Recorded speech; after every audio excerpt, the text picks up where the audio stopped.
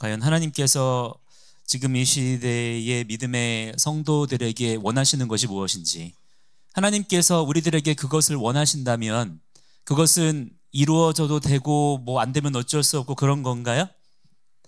그럴까요? 그렇지 않죠? 하나님께서 우리에게 그것을 원하신다면 그 일은 반드시 이루어져야 될 줄을 믿습니다. 그래서 우리가 뭘 알아야 되냐면 하나님께서 무엇을 원하시는지, 하나님의 뜻이 무엇인지 이거를 우리가 알아야 돼요. 성경을 보면서 신앙생활을 통해서 그것을 알면서 우리가 거기에 초점을 맞추어서 기도해야 됩니다. 하나님의 그 뜻이 이루어지기를 원합니다. 그 뜻에 제가 순종하기를 원하는데 제가 무엇을 할까요? 어떻게 할까요? 그것을 할 만한 지혜와 능력을 주세요. 그렇게 기도에 그 채널을 맞춰야 됩니다. 근데 지금 이 시대 가운데 많은 분들이 교회를 다니고 있고 또 예수님을 믿는다고 하고 신앙생활을 하지만 정작 무엇에 관심이 없냐면 하나님의 뜻이 무엇일까? 하나님께서는 무엇을 원하실까에 대한 관심이 많이 없거나 또 있다고 하더라도 굉장히 왜곡되어 있는 것 같아요. 오히려 어떤 경우들이 많이 있냐면 하나님의 뜻? 나는 그런 거 모르겠고, 하나님 내 뜻을 좀 헤아려 주세요. 저는 이런 뜻을 가지고 있어요. 저는 지금 이게 급하거든요. 하나님 이거를 먼저 해결해 주세요. 라고 그렇게 신앙생활의 기준을 세우는 분들이 많이 있습니다. 자, 이런 방향은 여러분 옳은 것일까요? 잘못된 것일까요? 이거를 인본주의라고 하는 것이고 이것이 곧 우상숭배가 되는 것입니다. 자, 여러분 생각해 보세요. 우리가 열심히 신앙생활 한다고 생각했는데 나중에 그 끝자락에서 심판을 받아보니 그것이 진실한 신앙생활이 아니었고 오히려 우상숭배였다라는 것이 거기에 가서야 밝혀졌어요. 그러면 여러분 그 인생이 억울할까요? 그렇지 않을까요? 이것은 너무나 억울한 일이죠. 나는 정말 이것이 옳은 줄 알았어요.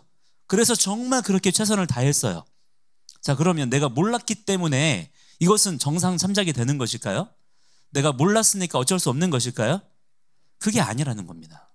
그래서 우리가 예수 믿을 때에 우리의 신앙생활의 초점을 어디에 맞춰야 돼요? 진리를 아는 것에 두어야 되는 것입니다. 그래서 성령께서는 지혜와 계시의 영이라 그랬어요. 여러분 성령님을 더 알기 원하십니까? 성령 충만하기 원하세요? 정말 성령님이 여러분의 인생을 다스려 주기를 원하십니까? 그렇다면 여러분의 인생은 더 지혜로워져야 됩니다. 내가 몰라서 못했다? 성경은 그것을 바로 죄라고 하는 거예요. 자, 성경은 내가 몰라서 실수로 범한 죄에 대해서 회개하라, 뉘우쳐라, 그렇게 말씀합니다. 그러면 알고도 행한 죄는 어떻게 될까요? 알고도 행한 죄에 대해서는 회개하는 방법을 가르쳐 주시지 않았어요. 물론 하나님께서 알고도 행한 죄에 대해서 어떻게 심판하실지는 저는 모르겠습니다만, 그러나 분명한 것은 성경은 내가 실수로, 내가 몰라서, 내가 연약해서 지은 죄에 대하여 그것을 깨닫고 하나님께 돌이켜 회개하는 것에 대해서는 가이드를 해주십니다. 속죄 제사를 드리게 하시고 속건 제사를 드리게 하시는 거예요. 근데 알고도 행치 아니하였다? 그런 죄에 대해서는 언급하신 바가 없고 오히려 알고도 행한 자에 대해서는 돌로 쳐 죽여라, 그렇게 말씀하세요. 여러분, 내가 몰라서 그랬다? 이거는 핑계할 거리가 되나요? 안 되나요? 안 된다고 하는 것입니다. 그렇기 때문에 여러분들은 진리를 더욱 알기를 힘쓰는 자들이 되기를 축복합니다. 지금 우리는 지혜로운 자가 되기를 힘써야 되고요, 알고 그 뜻대로 행하는 자가 되기를 힘쓰는 자들이 돼야 된다. 미련한 자가 되면 안 된다는 거예요. 미련한 자, 게으른 자, 어리석은 자의 반열에 서지 않는 자가 되십시오. 그래서 여러분에게 주어진 성도의 걸음을 온전히 똑바로 걸어가는 자들이 되어야 된다고 하는 거예요. 자, 여러분은 우리 청년부의 이름 새벽 이슬 청년부잖아요. 왜 우리 청년부 이름이 새벽 이슬인지 아세요? 왜 우리가 새벽 이슬입니까? 그냥 찬양에 새벽 이슬 같은 주의 청년들 나오니까 새벽 이슬일까요? 왜 우리는 새벽 이슬이라고 이름을 붙였을까? 예전에 얘기했던 적이 있는데 잊어버리셨나 봐요. 광야에, 이렇게 광야를 보면 그 메마른 광야에 그냥 언뜻 보면은 그 땅은 죽음의 땅인 것 같지만 그 광야 땅도 엄청나게 많은 생명을 머금고 있다는 거예요. 근데 생명이 살기 위해서는 물이 필요하잖아요. 근데 광야가 왜 광야예요? 물이 없잖아요. 그러니까 이 광야에 어떤 생명이 있기 위해서는 뭐가 있어야 돼요? 오아시스가 있거나 아니면 저 깊은 땅 속에 지하수가 있거나 그런 거잖아요. 그런 물들을 통해서 수분을 공급받을 수도 있지만 가장 중요한 수분 공급원은 무엇이냐면 밤과 아침 사이에 급격한 온도차로 인해서 새벽 이슬이 생기는 거예요. 그러니까 그 광야 땅이 뭐를 머금어요? 새벽에? 이슬을 이렇게 머금는 거죠. 그 이슬 때문에 날마다 그 광야에서의 생명들이 살아갈 수가 있다는 겁니다. 그래서 우리 새벽 이슬 청년부가 왜 새벽 이슬이라는 이름을 가지게 되었냐면 우리가 그런 존재가 되자는 거예요. 이 광야와 같은 메마른 세상 가운데 우리가 마치 새벽 이슬 같은 존재가 되어서 잠깐 사이에 있다가 사라져버리는 이슬이지만 그 이슬이 없다면 그 광야 땅에 생명체가 존재할 수가 있다고요, 없다고요? 굉장히 어려워지는 것이죠. 그래서 우리가 이 세상의 이 메마름을 시원케 할 수 있고 그 세상의 갈증을 해결할 수 있는 그런 새벽 이슬 같은 존재가 되자라는 그런 정체성을 우리가 서로 좀 상기하고 그런 것들을 삶의 비전으로 세우기 위해서 새벽 이슬 청년부다라고 그렇게 이름을 지은 겁니다. 이런 것들을 여러분들이 우리 새벽 이슬 청년부의 그냥 네이밍으로만 생각하지 마시고 우리 공동체의 이름이잖아요.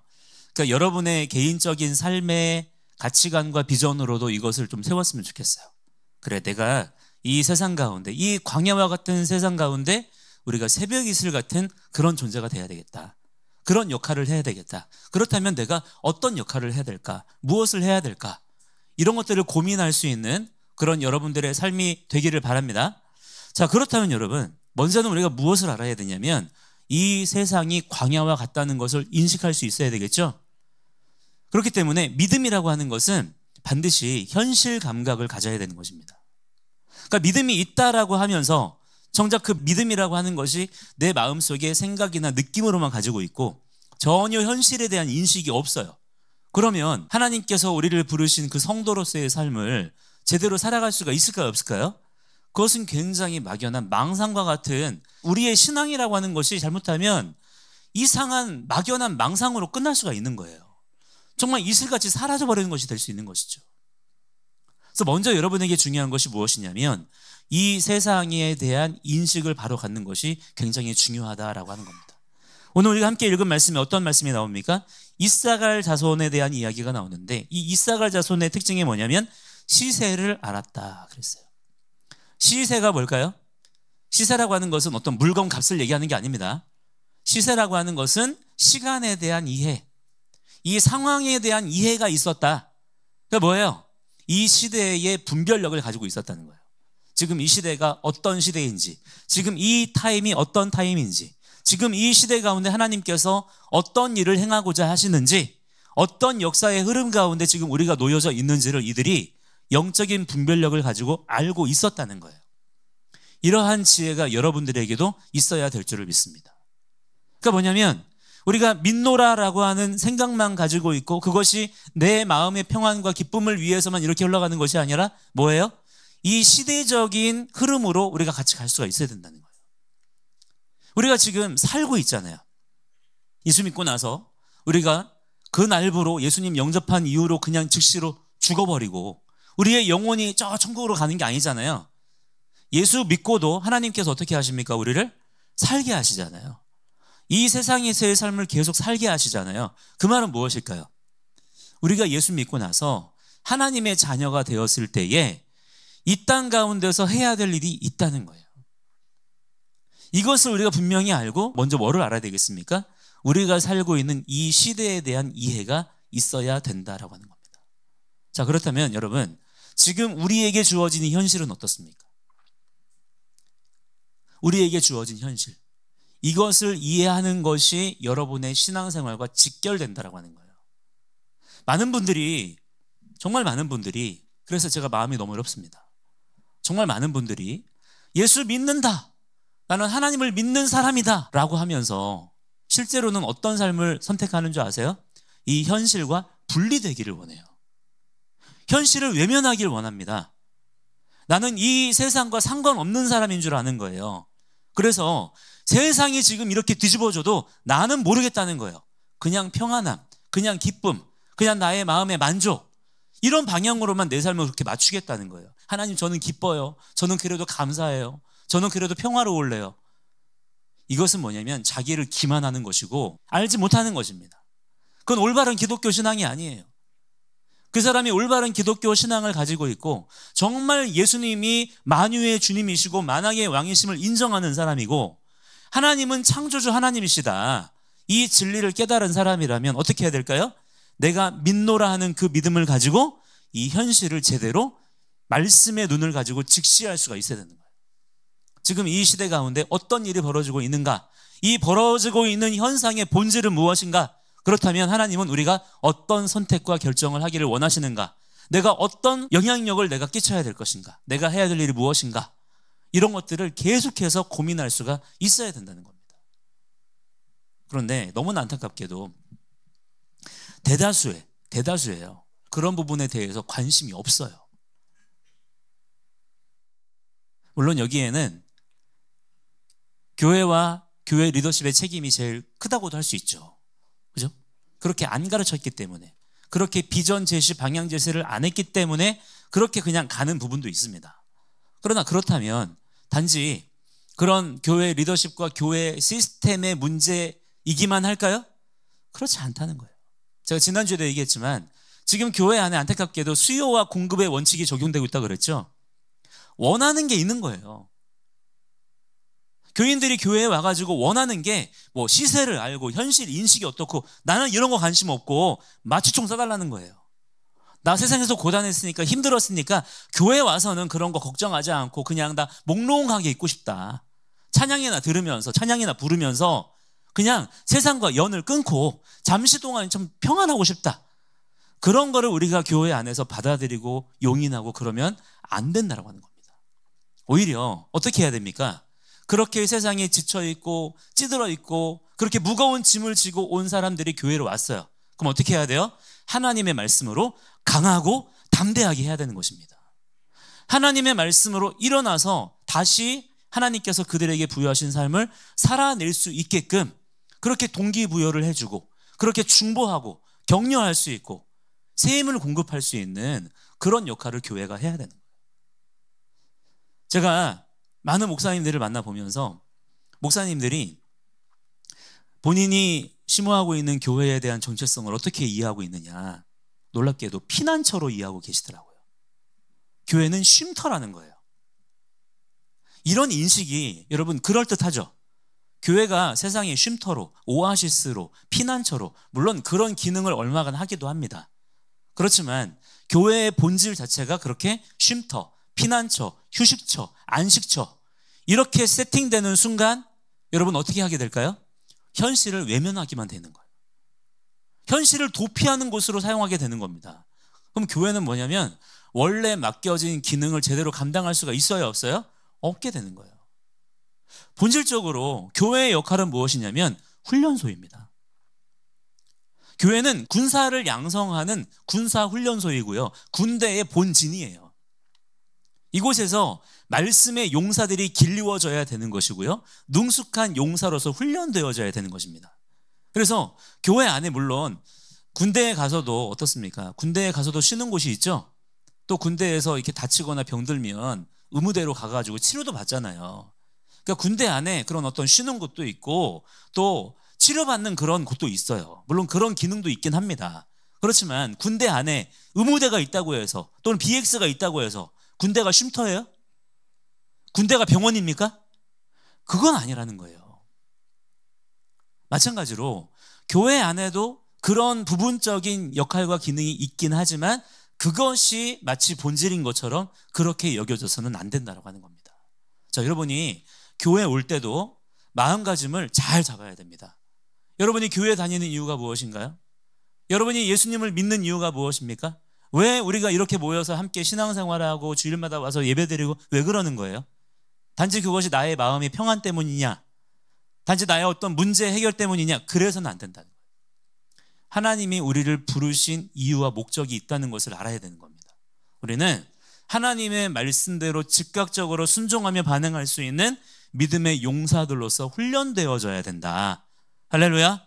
그렇게 강하고 담대한 믿음의 용사들로서 준비되어지고 훈련되어질 때 우리가 그렇게 하나님께서 보내시는 곳에 가서 하나님의 일들을 감당할 수 있게 되는 것이지, 그냥 모든 신앙생활의 초점과 포커스가 나에게만 맞추어져 있기 때문에 지금 교회가 병들어가고 있고 개개인의 신앙이 함께 병들어가고 있는 것을 볼 수가 있는 거예요. 지금 우리나라에 많게는 1,000만 얘기하지만 1,000만은 아닌 것 같고요. 많게는 800만 혹은 적게는 600만 얘기를 하는데, 기독교인의 숫자가. 자, 그렇지만 600만이라고 친다 하더라도 여러분, 적은 숫자예요, 아니에요? 결코 적은 숫자가 아닙니다.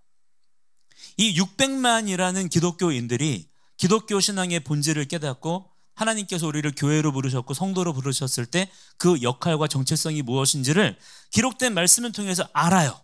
그리고 시세를 알고 현실을 인식하고 이 시대 가운데 우리에게 주어진 역할이 무엇인지를 알아. 그래서 그거를 해요. 함께 열심히 최선을 다해서 또 훈련받고. 그렇게 한다면 여러분, 지금 이 세상이 어떻게 될까요? 그 600만의 기독교인들 때문에 뒤집어집니다. 바뀌는 거예요.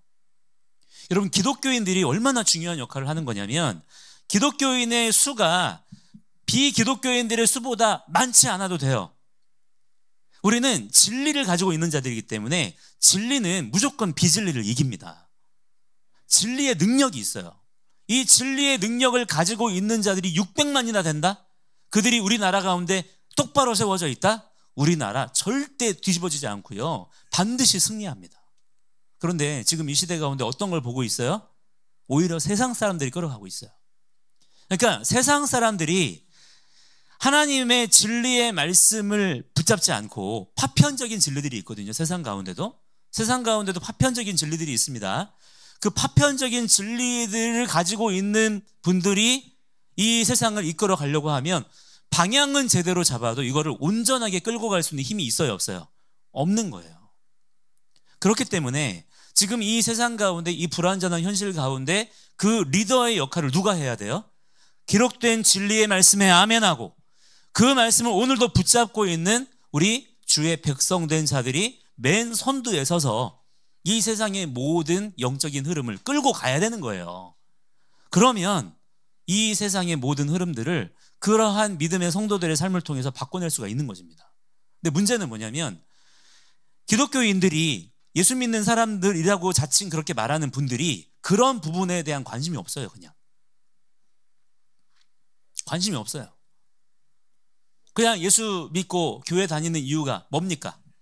나 죽으면 그냥 좋은 데 갈 생각, 내 영혼이 좋은 데 갈 거라는 그런 어떤 사후 보험처럼 그렇게 교회 다니는 분들이 많고, 또 내 마음의 어떤 위로를 위해서, 또 내 문제의 어떤 해결을 위해서, 나의 어떤 형통을 위해서 마치 다른 어떤 우상 신을 섬기듯이 똑같은 마인드로 그렇게 교회를 선택해서 다니는 분들이 비율로 놓고 보았을 때 훨씬 많다는 거예요. 기독교 신앙은 그런 게 아니라는 겁니다. 어떻게 그렇게 확신할 수 있냐? 말씀이 있잖아요. 우리에게는 신앙의 기준과 내용이 되는 하나님의 기록된 말씀이 있죠. 말씀이 있기 때문에 분명히 우리는 그렇게 말할 수가 있는 거예요. 나의 주관적인 취향이나 판단에 따라서 우리의 신앙생활의 내용을 결정하는 게 아니라 이 말입니다. 그렇기 때문에 여러분, 하나님의 말씀을 알고 그 말씀대로 세상과 현실을 바로 볼 수 있는 그런 지혜로운 여러분들의 삶이 되기를 주의 이름으로 간절히 축복합니다. 중요한 게 무엇이라고 그랬어요? 시세를 아는 것이 필요하다. 시세를 아는 것이. 그리고 그 다음에 뭐가 나옵니까? 이스라엘이 마땅히 행할 것. 시세를 아는 거예요. 먼저는 지금 이 시대가 어떤 시대구나, 지금 이 시대 가운데 하나님께서 어떤 일을 행하고 계시는구나, 이것을 아니까 하나님의 말씀대로 순종하기 원하는 그의 백성들, 그러니까 이들의 관심이 무엇이겠습니까? 그렇다면 내가 이 시대 가운데 이것을 해야 되겠구나. 왜? 하나님 말씀을 아니까요. 기록된 하나님의 말씀에 내 마음을 두고 있기 때문에, 그 말씀을 붙잡고 있는 상태에서 이 시세를 내가 알고 있기 때문에 어떤 식으로 사고가 작동하는 거예요? 아, 내가 이 시대 가운데 그렇다면 내가 이것을 해야 되겠구나. 이것을 어떻게 한다고요? 말씀을 내가 읽고 있기 때문에. 말씀을 아는 자이기 때문에 즉각적으로 아는 거예요. 아, 내가 이것을 선택하고 이것을 결정하고 이것을 말해야 되겠고 이것을 행동해야 되겠구나 라는 것을 알게 되는 것입니다. 여러분에게도 이 분별과 선택의 기준이 분명하게 세워지게 되시기를 바랍니다. 이게 있어야 돼요. 그렇지 않으면 어떻게 될까요? 우리의 실제 삶이 사람들의 여론에 이렇게 갔다가 저렇게 갔다가 합니다. 인생에 분명한 기준이 있어야 돼요. 여러분의 행동 양식이 있어야 되는 겁니다. 그렇지 않고 우리가 세상 사람들의 그런 어떤 에너지에 따라 끌려가는 삶이 되면 전혀 우리가 영적인 리더십을 발휘할 수가 없게 된다고 하는 것이죠. 그러한 우두머리가 200명이에요. 그런데 그들이 어떻게 합니까? 모든 형제를 통솔하는 자다. 이러한 자들이 지도자의 역할을 감당하게 된다라고 하는 겁니다. 지금 이 시대에 하나님께서 여러분들을 부르신 그 목적과 사명이 무엇이냐면 하나님께서 여러분들을 세상의 리더로 부르신 줄을 인정하시기를 바랍니다. 이 정체성을 가지고 있어야 돼요. 우리가 이미 그전에도 기독교 세계관, 성경적 세계관에 대해서 배웠지만은 하나님께서 천지와 만물을 창조하시고 그 가운데 누구를 두셨다 그랬어요? 아담이라고 일컬어지는 사람이라는 존재를 지으셔서 그들을 통하여 세상 가운데 하나님의 말씀의 빛을 비추시고 하나님의 뜻을 드러내시면서 만물을 다스리기 원하신다라고 말씀드렸죠. 배웠죠? 그렇게 알고 계시죠? 그 세계관을 가지고서 성경을 봐야 되고 세상을 바라봐야 되는 겁니다. 그렇기 때문에 그리스도 안에서 이 아담의 존재, 이 아담의 포지션을 회복한 우리 예수 믿는 그리스도인들이 어떤 역할을 감당해야 되는 거예요? 만물에 속해 있는 자가 아니라 만물 위에 있는 자로서의 정체성을 가지고 우리가 이 부분들을 생각을 해야 되는 거예요. 그렇다면 그리스도 안에서 만물 위에 놓여진 우리가 지금 이 현실을 살아갈 때에 어떤 것을 생각해야 되고 어떤 것을 행동해야 될까? 이런 것들을 우리 믿음의 성도들이 또한 고민하고 감당할 수가 있어야 된다고 하는 겁니다. 이런 쪽으로 우리의 인생의 방향이 맞추어져야 된다고 하는 거예요. 최근에 지금의 우리나라의 이 혼란한 여러 상황들을 이렇게 보면서 교회 안에서 분명한 목소리를 냅니다. 이게 잘못됐고 이게 옳은 것입니다. 기독교는 인본주의, 진보, 좌파 사상과 함께할 수 없고 교회 안에서는 보수주의, 우파 사상이 세팅이 돼야 됩니다. 이 우파냐 좌파냐라고 하는 게 뭐냐면 현실을 인식하는 렌즈예요. 그러니까 이거는 어떤 정치적인 용어라기보다는 인생의 가치관에 대한 용어입니다. 내가 우파적인 사고방식을 가지고 있느냐 좌파적인 사고방식을 가지고 있느냐는 내 인생의 현실을 바라보는 렌즈인 거예요. 이 렌즈를 다 가지고 있습니다. 자, 왜 사람이 좌파 렌즈냐 우파 렌즈냐를 가지고 있을 수밖에 없냐면 이 좌파 우파는 세상에 있는 게 아니기 때문이에요. 그래서 세상에 우파 렌즈가 있고 좌파 렌즈가 사람이 이렇게 만들어놨는데 이 중에서 기독교 신앙이 어떤 걸 선택할 거냐 이 문제가 아니에요. 이렇게 보면 안 되는 거예요. 그럼 어떻게 봐야 되냐면 하나님은 오직 이 세상 가운데 진리만을 주셨습니다. 아멘이십니까? 하나님은 오직 진리만을 주셨어요. 유일한 기준 하나를 주신 거예요. 그렇다면 이 기준에서 벗어나거나 비껴가는 것은 무엇입니까? 이게 빚의 인류고 이게 죄가 되는 거예요. 그렇기 때문에 우리가 어떻게 해야 되겠어요? 우리의 모든 삶을 살아가는 동안에 이 진리의 기준에 계속해서 맞추어 나가려고 하는 자들이 돼야 되겠죠?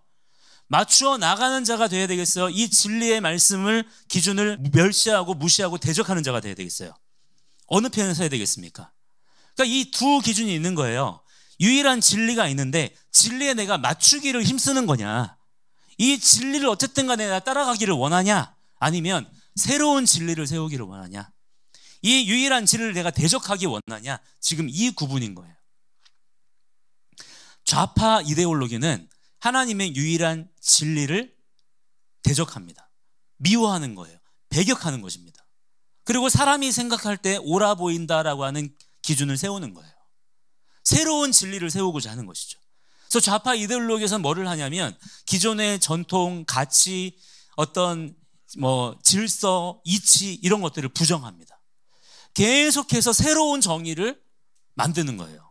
용어의 개념을 계속해서 바꾸고 새로운 개념들을 신설하고 이렇게 가는 겁니다. 왜? 그러한 전통과 기준과 질서 이런 것들을 부정해야 되니까 여기에 맞추기 싫은 거예요. 이에 반해서 우파 이데올로기는 무엇일까요? 우리의 연약함과 불완전성을 인정하는 거예요. 우리는 하나님이 될 수 없어요. 그것을 먼저 인정하는 겁니다. 그렇기 때문에 무엇을 찾는 거예요? 이 세상을 지으신 하나님이 계시고 하나님이 이 땅 가운데 세우신 유일하신 진리가 있다는 것을 아는 거예요. 그렇다면 이것을 안다면 어떻게 되겠습니까? 이 진리를 발견하는 거예요. 이 진리에 우리의 삶을 맞춰가야 되는 거예요. 그 방향으로 세상을 바라보고 인식하는 겁니다. 이게 우파 이데올로기의 사고방식이에요. 자, 그렇다면 여러분, 이 둘 중에서, 이 좌파 이데올로기와 우파 이데올로기 중에서 하나님을 경외하는 신앙을 가진 자라면 어느 이데올로기의 렌즈를 장착을 해야 될까요? 당연히 보수 우파 이데올로기의 렌즈를 장착할 수밖에 없는 거예요. 그러면 이렇게 질문하는 분들이 계세요. 그러면 세상에 보수 우파 진영에 있는 분들이 절대선이냐? 그럼 그 사람들이 전부 다 하나님을 경외하고 진실한 믿음의 삶을 산다는 거냐? 아니라는 거죠. 왜 그래요? 왜 그렇습니까? 지금 어떤 문제가 있어요? 제가 계속 얘기했지만 원래는 이 부분이 어떻게 맞춰야 돼요? 그렇기 때문에 이 진리에 맞추기 위해서 진리를 아는 자들이 이끌어줘야 되는 거죠. 그런데 진리를 아는 자들이 누구입니까? 하나님의 말씀을 맡았다, 받았다라고 우리들이잖아요. 근데 정작 교회와 성도들이 이런 데 관심이 없다니까요. 이런 데 관심이 없기 때문에 의지도 없어요. 오히려 뒤처져 있는 거예요. 현실을 도피하고 외면하고 딴 데 쳐다보고 있는 거예요. 그러니까 파편적인 진리를 가지고 있는 자들이 어렴풋이나마 아는 거예요. 이건 아닌데 우리가 어떤 하나님의 질서와 이치에 맞춰 나가야 될 것 같은데, 왜냐하면 이 세상 가운데 하나님의 그 질서가 나타나기 때문에 어떻게 해야만 우리가 살 수 있는지, 어떻게 해야만 우리가 발전할 수 있는지가 보이는 거예요. 파편적인 진리를 가지고 보수 우파의 이데올로기를 세우고자 하는데 문제는 뭐예요? 온전한 진리로 나아갈 수가 있어요, 없어요? 없는 겁니다. 왜? 가이드가 없기 때문에. 지도자가 없는 거예요. 그러니까 헤매고 있는 겁니다. 그러니까 지금 보수 우파 이데올로기가 엄청나게 망가져 있어요. 그렇다고 하나님의 진리의 말씀을 대적하는 좌파 이데올로기에는 그러면 답이 있을까요? 여기는 무조건 답이 없는 거죠.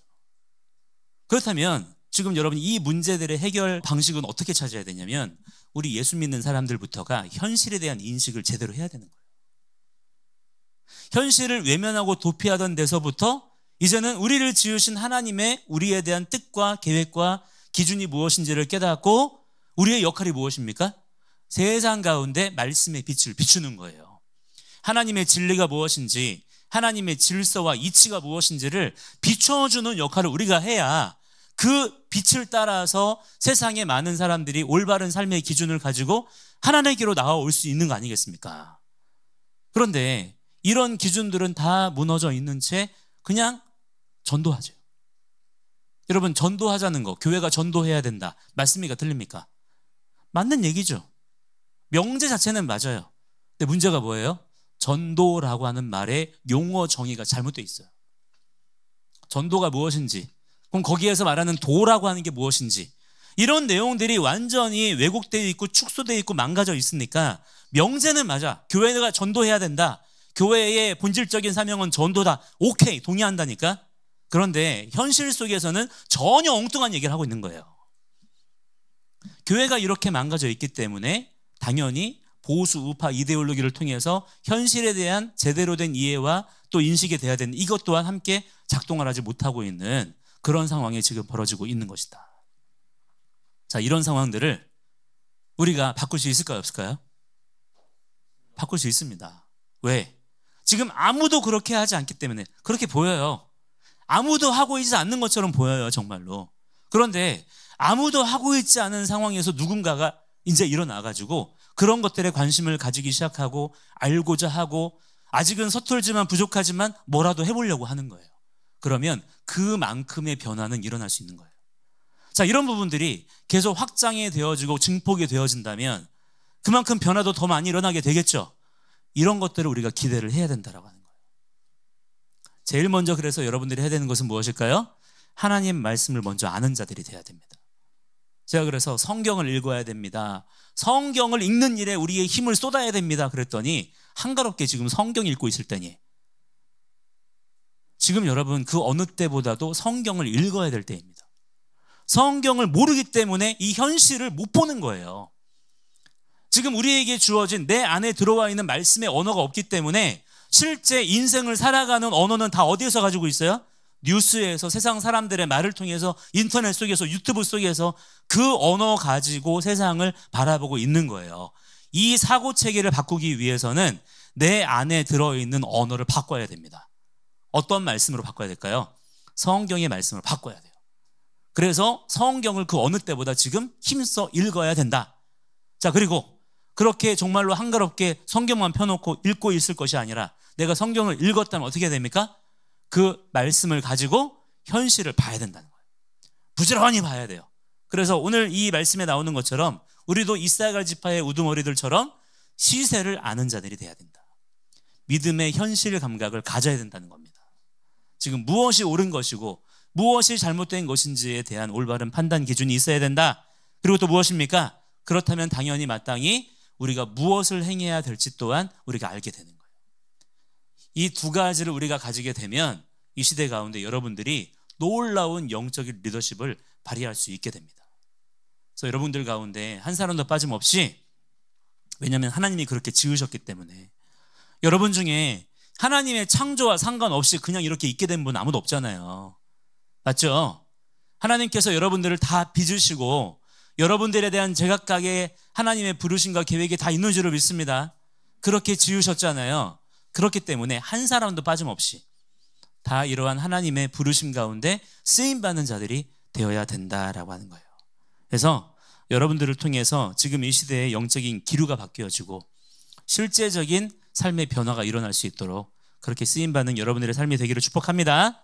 함께 이 시간에 우리 기도하겠습니다.